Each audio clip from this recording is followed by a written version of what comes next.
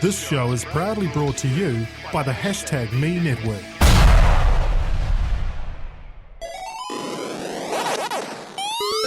Bits of Awesome, the retro gaming podcast.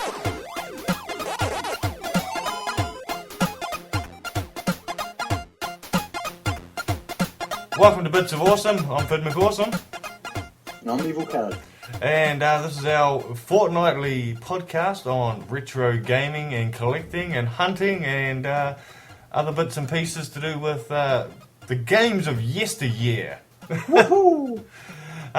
This week we've got another great guest. We're just pulling them out of our hat at the moment, aren't we? We've got friends in all sorts of high places. So this week we've got Charles Martinet, who has voiced many characters in video games over the years, but most notably he's the Woohoo! voice of Super Mario.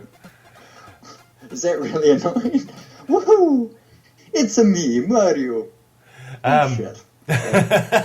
Great impersonation. But top. throughout the interview, he's an amazing. He was probably one of the best interviews I've done in the last 3 years since I've been doing podcasting and stuff. He goes into character and stuff throughout the entire interview. So, And you've done some pretty good interviews. Like last week, Blake Harris. How good was that show? oh, he was amazing to speak to, and he reckons he's going to come back on the show once the documentary comes out. Yep, looking forward to it. He was really well spoken, really informative.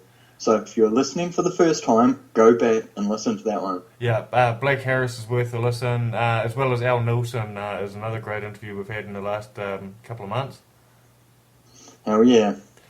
See, it's funny, the Al Nilsson one, the amount of questions I came up with after I'd finished the interview. So, I should have asked him about that. We'll just call him up and get him on again. Our mate. Oh, he's Our mate Al. Yeah, he tweeted me actually this week because I did a bit of a lesson in one of the classes at work and involving Sonic the Hedgehog, and he tweeted me about it. Tell us about it. Okay. Not the tweet. That'd be boring. Well, at 140 characters, he said. Okay. Well, I work for an education provider, and the class that I was helping out with, it's a friend of ours actually runs the class as well. She tutors it, and it's sort of one of those classes for kids that have done no good at school and they don't really know what they want to get into and stuff like that. So it's a classroom full of me. Yeah, exactly. Nice. So talented. This was their first day in class, so completely awkward. 16, 17-year-olds being shoved in a room with people they don't know. And the thing is, they had spent all day in the classroom together and they hadn't really spoken to each other. As kids do these days, they've got cell phones, mate. Yeah, they're not allowed their cell phones, so they had no idea how to communicate with each other. You're not allowed cell phones at school? They're allowed them, but they're not supposed to use them during course. True. So anyway, but they hadn't really communicated with each other and stuff like that, and so we were on Smoko, and the tutor actually asked me. She goes, "Oh look, got any ideas of how I can get these guys to talk to each other?" So I came into the classroom with, I don't know, have you ever heard of Makey Makey? No. It sounds dodgy. No, I haven't heard of Makey Makey. Basically, it's a watered down Arduino board which you can hook up to the computer and then wire it to almost anything that can conduct electricity, and then use it as a keyboard or whatever. So what we did was we made these huge Play-Doh controllers, big Nintendo style control pads, or Master System style control pads, and so the kids had to make these big control pads and they had no idea why they were making them, and then wired each one up to this Arduino, which was wired up to a laptop, and then up on a big projector I put up Sonic the Hedgehog, and as a group, as 4 kids, they had a button each, and they had to do a speed run of the first level of Sonic the Hedgehog using these big Play-Doh controllers. Oh, cool. Yeah. That's awesome. Like, why didn't they do that when I was at school? I know, right? Because I would have learned something. you didn't have me there. No, true. What did they think of Sonic? It was funny because there was one kid who was like, "Oh, I've played this. This is Mario." Another couple of kids had seen it. Funny thing was, is we had the door open during the class, and the amount of tutors who heard the music and came like walking into the classroom because they're like, "Who's playing Sonic?" I hope you smacked that kid that said, "This is Mario." No, He definitely got a dirty stare. Yeah. But yeah, no, that was a bit of fun. Awesome to be able to bring Sonic the Hedgehog into the classroom. Yeah, really cool. So what have you been up to this week? Well, my week, I turned a year older. Happy birthday too for the other day. Oh, thanks, mate. So I'm 27, which is getting old. A shitload younger than me. Yep. Well, that's my line, and I'm sticking with it for now, anyway. Yeah. How old are you? A shitload younger than Phid. Yeah, and I can just. Oh, that's the truth. So let's roll with that. So I actually had a good week off. I had a few pickups, and I actually spent the full week either talking about video games with other like-minded people or playing video games, because I didn't have a holiday over Christmas, New Year, so it was actually really good to do nothing. Well, since you've done bit of picking over the weekend, I've got a bit of a pick to talk about as well. Must be time for King of the Picks. King of the Picks. Game on. So, I have a small pick, because I haven't been picking a lot All right, for months. I'll start. Let me get my list out of the way. So, So in other words, let me tell you why I'm winning. no, I've always said a charity shop, op shop kind of win, or a real delightful kind of nice find will always beat a trade me buy. Yeah, correct. Because I just think that's a much cooler way of finding something out in the wild. It's not retail, it's not trade me or eBay or anything like that. Yeah. I did a trade with Daniel off the Boss Level group, and I made a YouTube video about it because I'm cool. Where can we find that video? Bits of Gus on YouTube. I tell you what, I'll embed the video on the same page as the podcast. Yeah, for anyone that's really lazy out there, click that link and subscribe, because I'll make all sorts of crap videos coming up. Yeah. Anyway, done a trade with Dan off Boss Level, and I got a Super Famicom, I got a stack of games, I got a Shaq Fu. Yeah, anyway, the horrible shittiness that it is. It is the best fighting game ever, actually. I think you'll find all the reviews are wrong, and nobody in history's been right about it. And the funny thing is, I've got Shaq Fu on the Mega Drive, and it's one of the fucking my most favourite shitty games ever. Yeah, I'll trade you for a Street Fighter. So that was really cool. I also did a trade with someone else on there, Josh, who is such, doing this deal was the most seamless fucking thing I've done in ages. Oh, was this my mate Josh from New Plymouth? Yes, it is. Oh, I tell you what, I cannot speak highly enough about trading with Josh. He's one of the best guys in New Zealand scene, I reckon. Yeah, the genuine fucking desire to play the games and be incredibly grateful for it. I knew he was after a few fighting games. Yeah. He's rebuilding his collection at the moment, eh? Yeah, and I'd kept them aside for him because I was like, oh fuck, I saw his want list and messaged him, and he was just so thankful that someone else had thought of him. Yeah. And it was really refreshing. Anyway, awesome trade. There'll be a video on my YouTube channel tomorrow of it. Got Sega Saturn WWF in your house, which I'm really fucking happy about.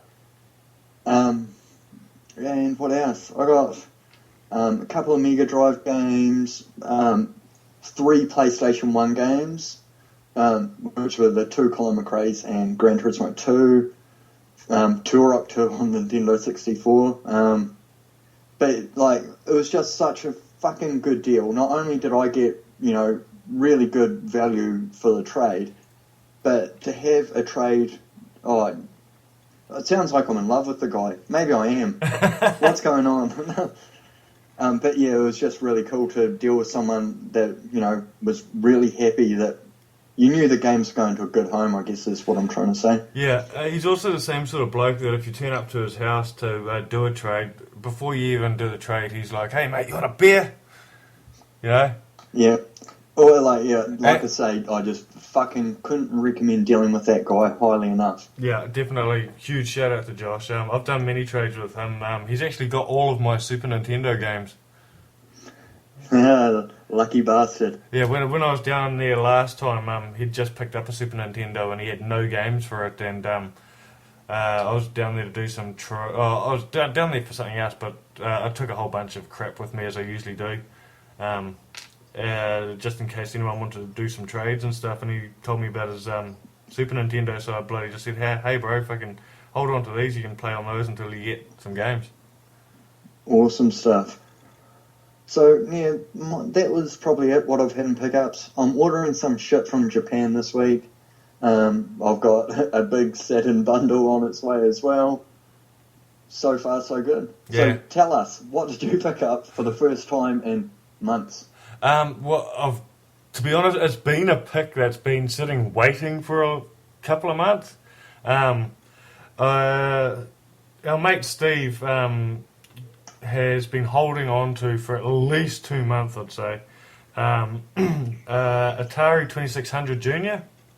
Nice. Complete in box with a couple of pedals and a couple of games. He's going to throw in extra as well. He's doing me a really good price. But like I said, I think the big thing with this is the fact that he has waited ever so patiently for me to actually pay for it and grab it off him. Good man. See, anyone listening to our show, Phid is a perfect example of why you should never fucking buy a house. Every week it's no, because you bought a fucking house. Yeah, I got the epic pick of a house. Yep. I bought somewhere to forever keep my games. You got it, but no, it's 6 of one, half a dozen of the other, isn't it? Yeah, but in saying that, I'm back in the game as of this week, so... Yeah, so I am, out of the goodness of my heart, going to give you this week's King of the Picks. Is it a pity crowning? A pity pick? No, I'll give it to you, because it's getting a bit heavy on my head, and I'm getting a sore neck. I will gratefully take it, because it's been such a long time since I've had King of the Picks. Yep, there you go. It's yours. It's actually felt funny, because you'll remember when you first joined the Boss Level group, which is, of course, the group that we're very much a part of. I used to be the guy who every weekend would piss people off with these epic picks. Yep, I remember. So I'd go out for the day and come back and then just post these photos of like a PlayStation stack as tall as up to my waist and stuff like that. And then I went from that to nothing. Homeowner, yeah. Bought a house, that's it. Can't buy anything. Yeah. But there you go. Well done. It's about fucking time, Phid. There's another couple of things I'm keeping an eye on at the moment as well. Somebody told us about a boxed Xbox One original, and I happened to find out today that it's still sitting there. Oh, wow. So that may be coming home with me this week as well. Oh, you deserve it. Yeah, treat yourself. We'll see if it's still there on payday. Yeah, definitely. So anyway, anything else before we jump into this interview? Yeah, interesting topic, and I want to hear everybody's, not just ours, because ours is only going to be one or two, but what game have you owned for the longest in your collection? So this could be a game that you've had from your childhood to now, or since you either started collecting, if you'd never played video games or whatever, or, so what is the oldest game that you've had in your possession? The oldest. So game? It doesn't I'm not saying, tell me your Atari carts, because I don't care. Yeah. I want to know how long has it been in your possession? Okay, then. Is this counting consoles? No, let's go game. So obviously you'd need whatever console it was. So let's assume that you've got a console. Okay, then it would. I don't even have the original game I got with that console. The oldest thing I can think of that I have would be when I went back to Mum and Dad's place a few years ago. Dad found this old toy box of crap, and sadly all of the good toys were gone out of it. There was only like shitty old Matchbox cars and stuff in there, which I'm not a collector of, so I didn't give two shits about. But in the bottom of the box I found an old Wonder Boy cart. So would that be your childhood Wonder Boy? This would have been my childhood one. And an old Operation Wolf cart. Wow. And that Operation Wolf, my mother probably got more use of than I did, because I could remember coming home from school as a young lad and Mum telling me with great pleasure that she had completely finished Operation Wolf in one day. Oh. She became hooked on that thing. God. Yeah, but So, we'll do the console another week. yeah, so Wonder Boy and Operation Wolf are your oldest. And they're games, cart only. Card only. Oh, that's better than nothing. Yeah. So mine, now, I thought I had nothing. I was like, oh shit, this is all sort of either recent or in the last few years. So I went looking. My Mortal Kombat Deception for Xbox, which is also one of my all-time favourite games. Yeah.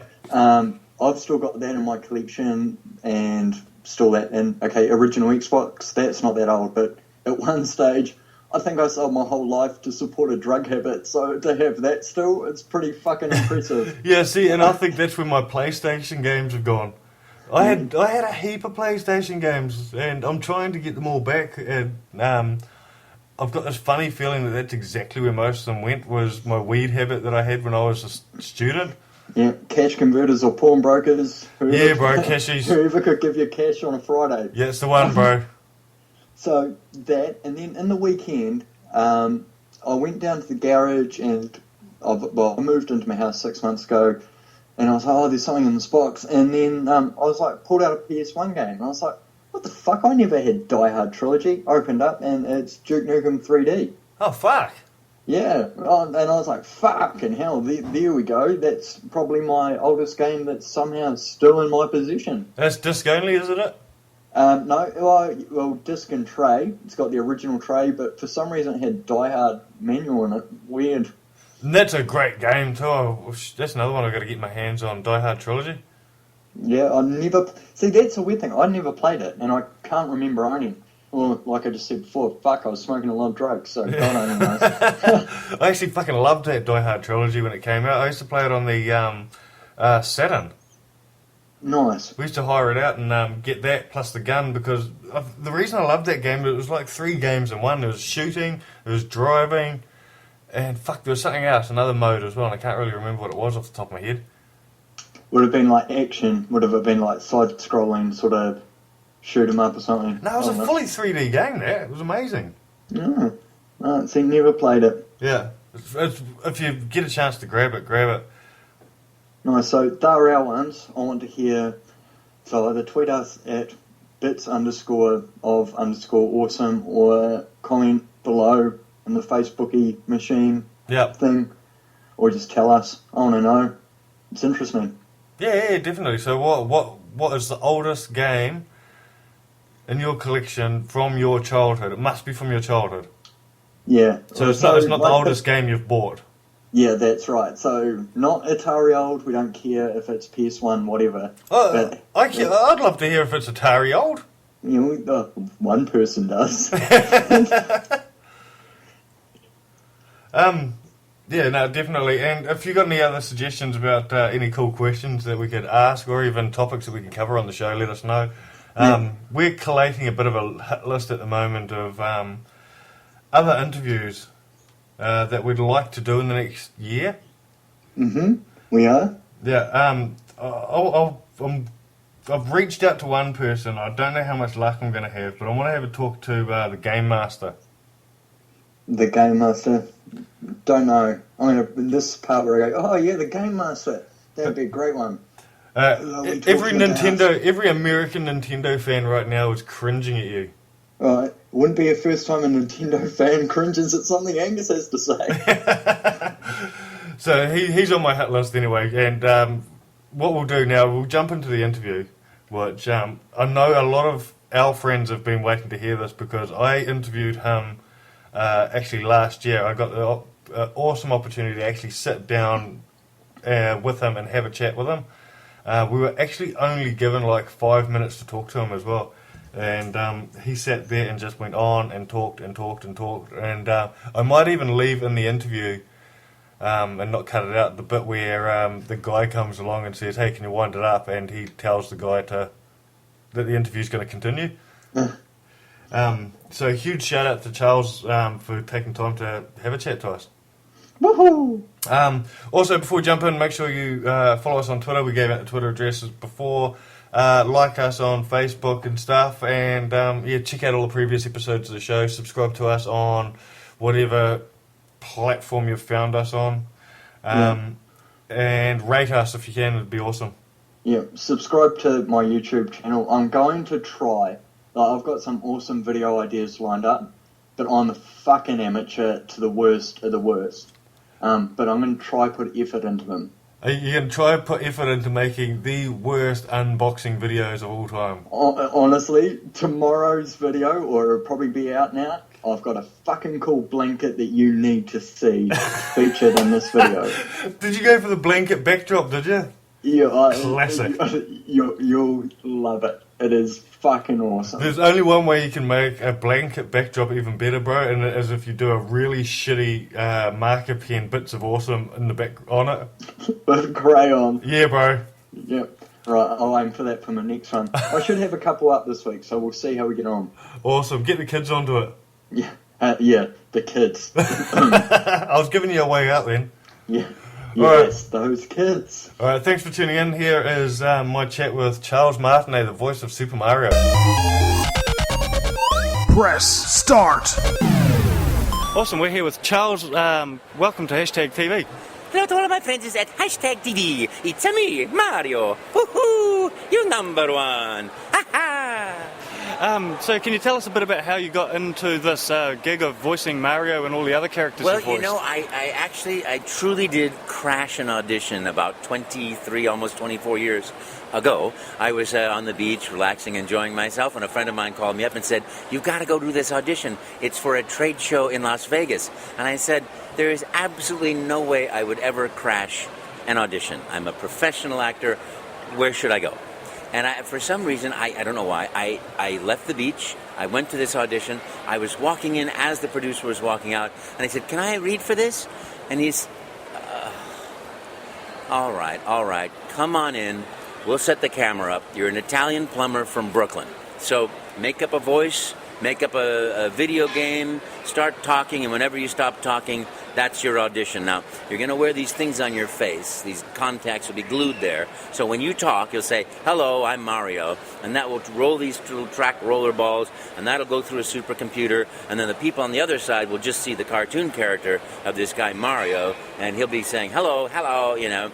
And you'll see them with a hidden camera and a microphone. You'll hear them, so you can start dialogues, and, you know, you start talking. So just make something up, because if this doesn't work, you're still going to have to talk to people all day as you. Yeah. So just make something up and start going, and don't stop till you finish. And I thought to myself, what does an Italian plumber from Brooklyn sound like? You know, hey, how you doing? I'm under your sink. Don't bother me here. You know, hey, I'm working. Get out of my face. And I thought, well, don't do that. Be something more gentle and more kind and more fun. And video game.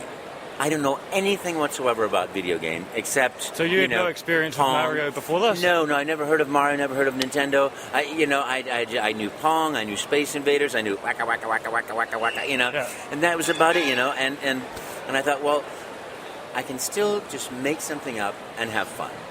Because that's what I do in life, is I have fun. And I don't like things, I believe that comedy should never be hurtful. It should always be fun and uplifting, or else the comedy should always come back on the character as opposed to going outwards, because, it's easy to target people and make them the subject of ridicule, and that can be funny to other people, but it's not funny to that person. So I think it's important as a comedian to be gentle and to improvise, but to bring whatever, conflict back inside, or whatever flaw back inward.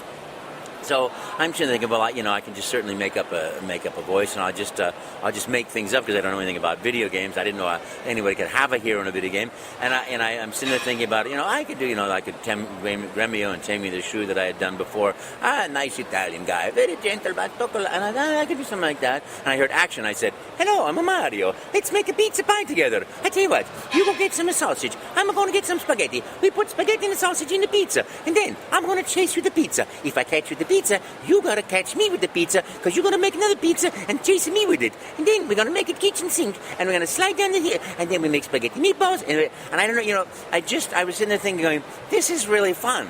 Yeah. I'm just making things up, and it doesn't really matter what I say. I'll just keep making things up, and then we make lasagna, And then I thought to myself, as I was sort of rambling along, I wonder if he really meant keep talking until you run out of things to say. Let's find out.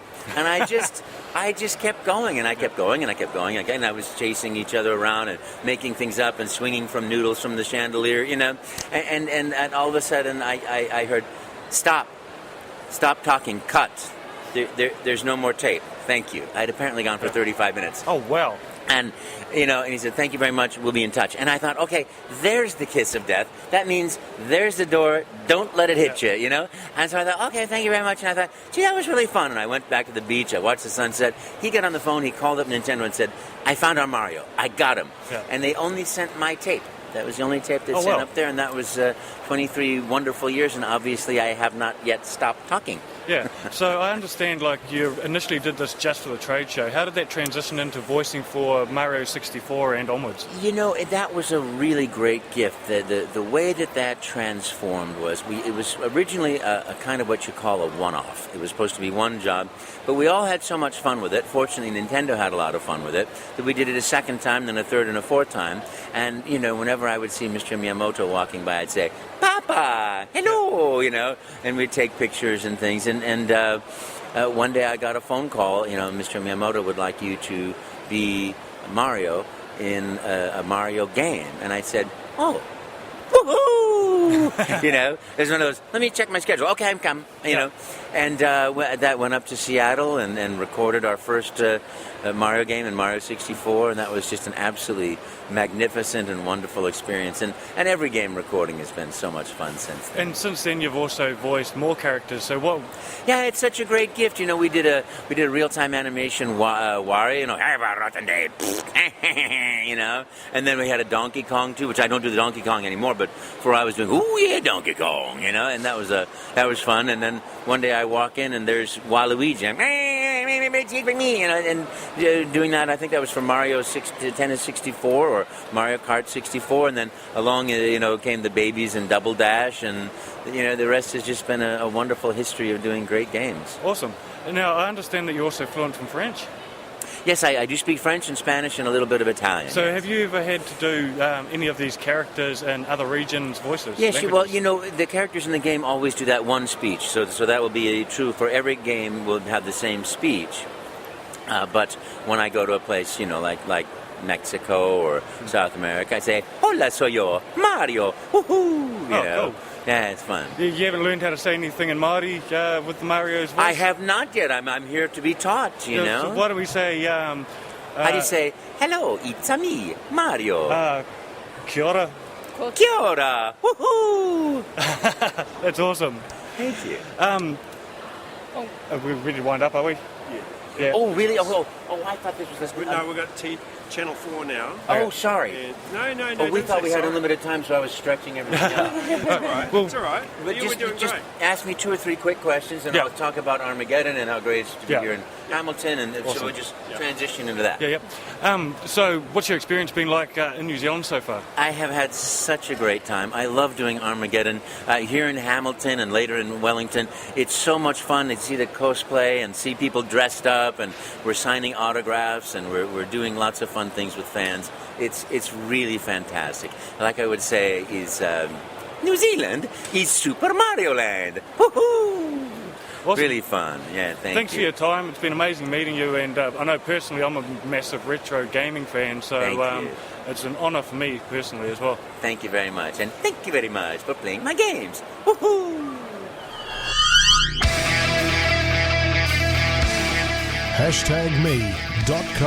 #me.co.nz